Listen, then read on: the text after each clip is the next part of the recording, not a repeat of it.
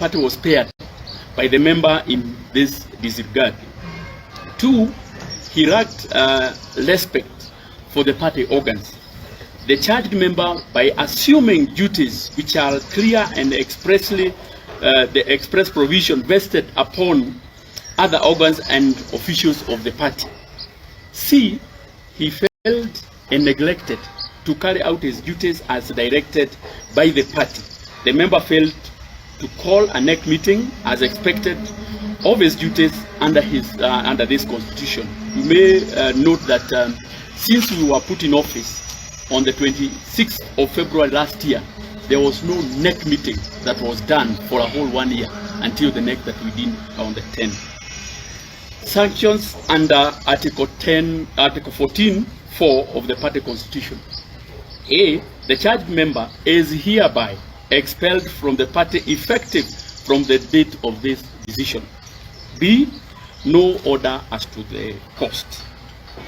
The second complaint of 2023, that is Jubilee Party versus Honorable David Murathe. The charged member was found guilty of both charges of A, gross misconduct, and B, lack of respect to the decisions of party and organs of the party. The sanctions under Article 14(4) of the party constitution stipulates that A, the charged member is hereby expelled from the party effective from the date of this decision, and B, no order as to the cost. The third complaint of 2023, that is Jubilee Party versus Mr. Kioni. The charged member was found guilty of all the 3 charges of A, gross misconduct, B, failing, refusing, or neglecting to carry out directives or instructions of the party, and C, lack of respect to the decisions of the party and organs of the party.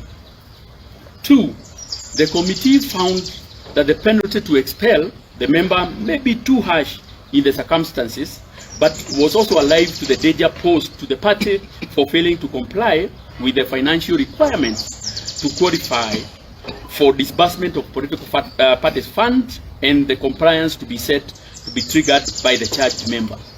Sanctions under Article 14(4) of the party constitution. The charged member shall be suspended from Jubilee Party for a period of 2 years commencing from the date of this judgment. 2 parties shall bear their own costs.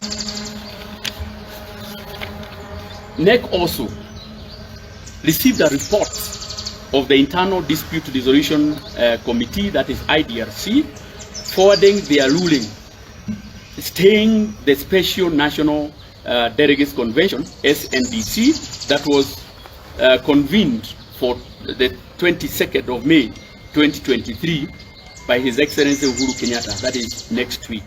The orders of IDRC arise from the complaint filed by the National Chairman on the 11th of May 2023.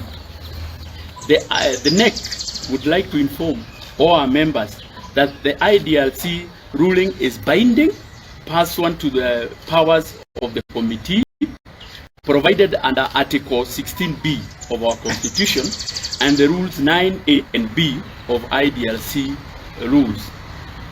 The NEC has further resolved the following. 1, that the aforesaid findings of TNDC and IDRC be communicated to the Office of the Registrar of Political Parties, ORPP, for the updating of party records.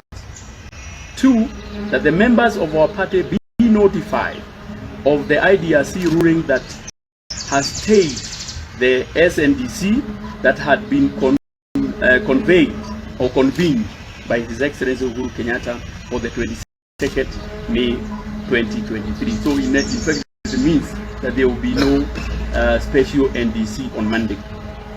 And 3, the party will advise our members on the date of the Special National Delegates Convention after finalization of the district which is pending hearing and determination before IDRC, signed by the acting National Secretary General.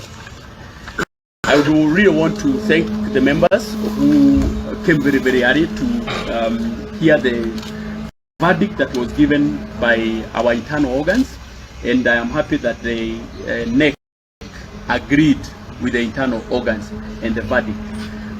I now want to invite if there is any question or any clarification, but before that we want to give so basically that's the ruling, and we will be able to give you a copy of the same. Question is, yes, Ibrahim.